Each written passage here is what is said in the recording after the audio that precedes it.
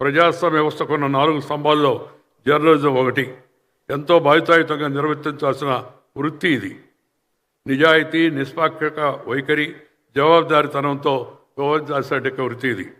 Digital యుగంలో అతివేగంగా వార్తలను చేరవేయాలనే ఒత్తిడి, క్విక్ బైట్ సంస్కృతి పెరిగిపోవడం వలన తరచుగా వార్తల నాణ్యత, నిష్పాక్షత తగ్గిపోతూ ఉన్నాయి. మరొక పక్క social media anti social media తయారైపోయి హెడ్లైన్స్ చూస్తాం, కానీ లోపల చూస్తే అసలు విషయం ఏమి ఉండదు. అదొక కొత్త ధోరణి వాళ్ళ జర్నలిజంలో, పత్రికల్లో, టెలివిజన్ ఛానల్లో ముఖ్యంగా వచ్చింది. ఆ టెలివిజన్ ఛానల్లో ఒక్కొక్కసారి ఆ వార్త వింటాం, లోపల చూసి అసలు ఏమి ఉండదు. నేను ఉదయం చెప్పాను, ఇప్పుడు మిత్రుడు రేవంత్ రెడ్డి గారు కూడా ఉన్నారు కాబట్టి చెప్తున్నాను. ఒకరోజు ఒక యూట్యూబ్ ఛానల్ రేవంత్ రెడ్డికి రాడ్డు దింపిన వెంకయ్య అని. నాకు యువకుడు, నేను ఎంతో నచ్చేవాడు, మెచ్చేవాడు, కష్టపడి పనిచేస్తున్నాడు. పార్టీలు వేరే కావచ్చు, ఎవరి ఆలోచనలు వాళ్ళే అనుకోండి. ఏందా వార్త లోపల చూస్తే అదేమి లేదు.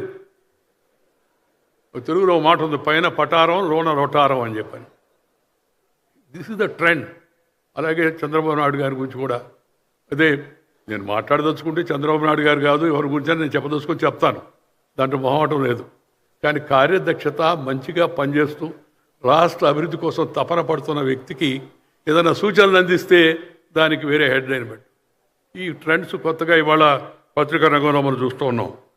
నేను కోరుకునేది ఏంటంటే వారి కుటుంబ సభ్యులు కిరణ్ కానీ, లేకపోతే శైలజ కానీ, విజయేశ్వరి కానీ, మనవాళ్ళు కానీ, మనవరాళ్ళు అందరూ కూడా ఆయన చూపించిన నిబద్ధత, కర్తవ్య దీక్ష, ఆ క్రమశిక్షణ, ఆ జనానికి జవాబుదారీతనం, దాన్ని అలాగే కొనసాగిస్తూ ముందుకు తీసుకెళ్లడమే ఆయనకు కుటుంబం అర్పించేటికి నివాళి. మనం కూడా ఆయన చూపిన మార్గంలో మనం కూడా ఎంతవరకు వీలైతే అంతవరకు ఉండడానికి ప్రయత్నం చేస్తే అదే వారికి నిజమైన నివాళి అవుతుందని చెప్పిన సందర్భంగా మనం చేస్తున్నాను.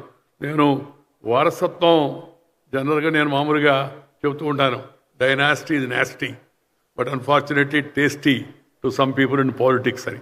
అది రాజకీయం గురించి చెప్పిన మాట. కానీ మంచి పని చేసేదానికి వారసత్వం అడ్డు కాకూడదు.